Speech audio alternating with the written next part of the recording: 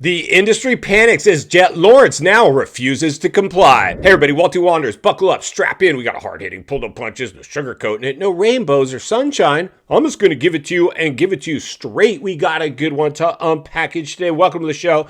I hope everybody's doing great. Let's jump back on the moto merry-go-round, examine the good, the bad, and maybe a little bit of the ugly. Not the ugly, only examine rainbows and sunshine and the KTM challenge. No, somebody's got to read between the lines and look between the ruts. We've got some ruts to look through today. Welcome to the show.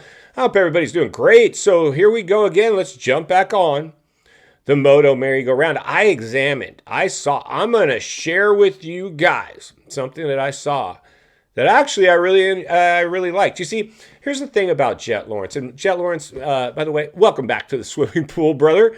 Man, I hope you brought your life vest. Actually, today you don't need it. I'm going to actually give you one today, Jett Lawrence. I'm going to commend you on something, right? I know, Walty, what, are you kidding me? Walty's going to actually examine the good? Well, for me, it's the good. For you, it's the good. For the industry, the bad. Not so good, for sure, and possibly bad.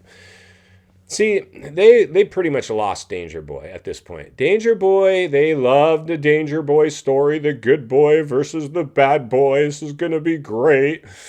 This is going to be the clash of the titans, and it was all playing right into their little plan. But it's been foiled. It's been foiled because now Danger, I believe they'll be lucky if he doesn't debut a 450 at a different series, which they are banking on him doing that and building up this whole Jett Lawrence thing. Now, with Jett Lawrence, they were super fuzzy and happy with him too. Why? That's, of course, I'm going to tell you.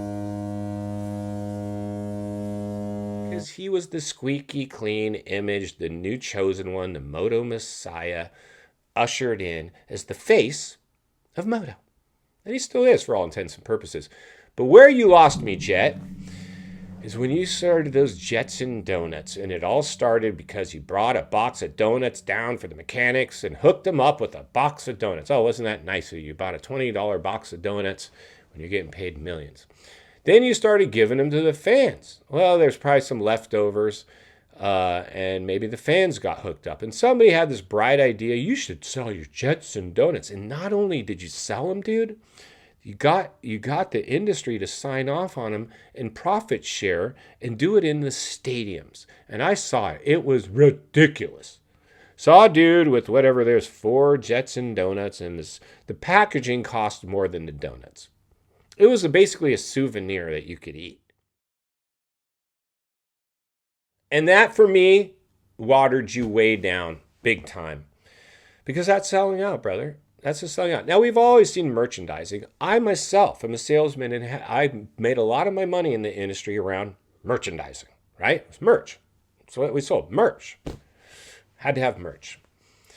But the donut thing for me just, I don't know, it just cheapened you a little bit, brother. And I know you saw it. We don't see you pushing Jetson donuts anymore. Clearly, you don't have to. But when you're a young, bubbly 250 rider and the next phenom, and okay, you're just going along for the ride.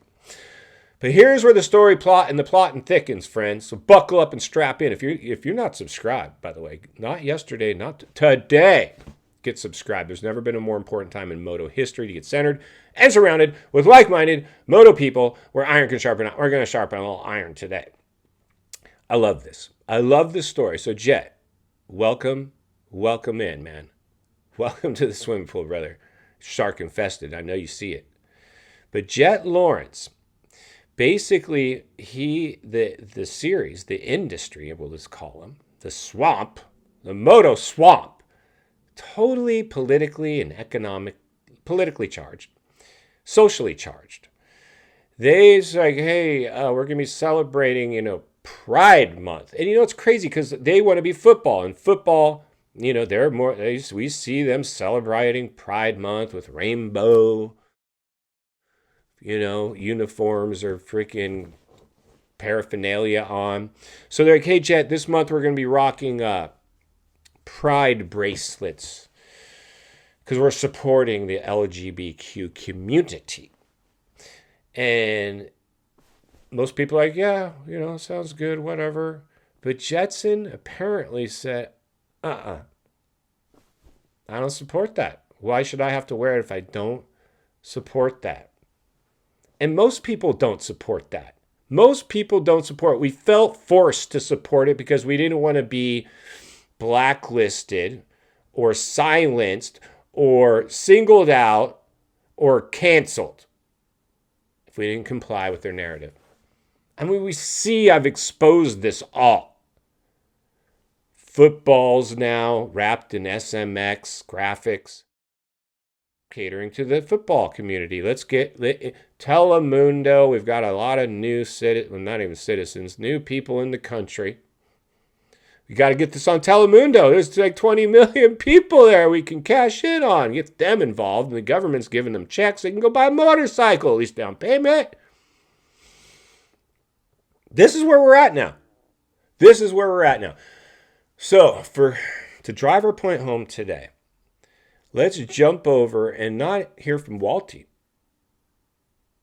Let's hear from Jett and see how he feels about supporting Pride Month. Let's go ahead and jump over and check it out. Then we'll meet back here and wrap it up. Let's get started. All right, race fans, buckle up, strap in, roll up your windows, lock your doors, throw on your open face and a fresh pair of tear-offs because the roost is about to fly. Factory Honda HRC rider Jett Lawrence reportedly made headlines after refusing to wear an LGBT armband at a recent event, saying he didn't want racing to turn into a political statement.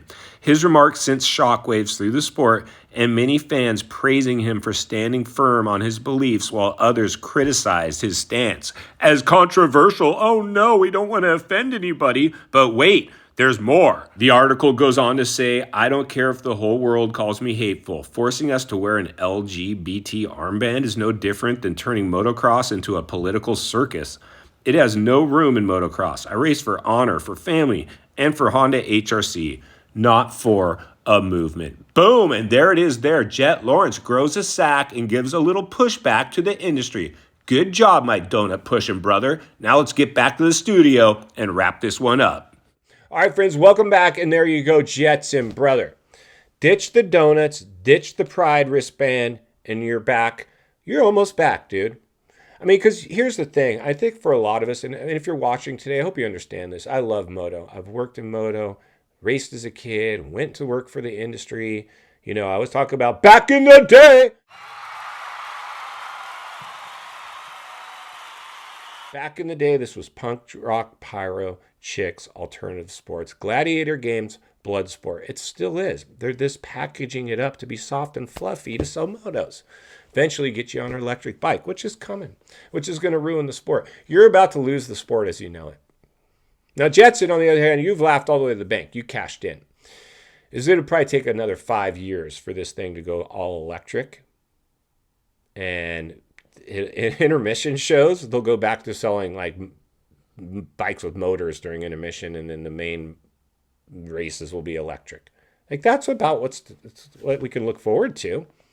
But I think we all, if this in fact what we just read is true, and I believe it is, Jetson, bro, good job, man. Good job, because I think the industry's starting to panic a little bit. The projected earnings during the crisis when all the euphoria and extra money was sloshing around in the economy, it got fat and sassy.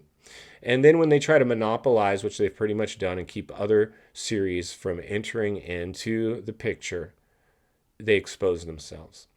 Now, I will always cheer for motocross and supercross. Everybody typically wanted to come to America, but America is not even that sought after anymore. The Euros are like, like Tom Vialis, I'm going back to Europe, man. Like, I'm done with the U.S.